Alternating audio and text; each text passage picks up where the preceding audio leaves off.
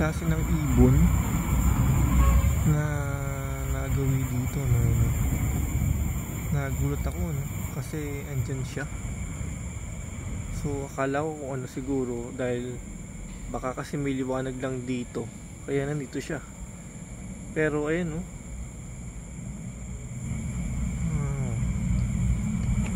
Ngayon na po tayo masyado nakakakita ng magandang klaseng ibon dito sa ating lugar, ano, kasi syempre hindi na po ito ay isang bukid, or kahit na may mga ganitong klaseng pangating lote, pero syempre yung ganitong klaseng mapadpad na ibon is talaga naman nakakahanga po, no?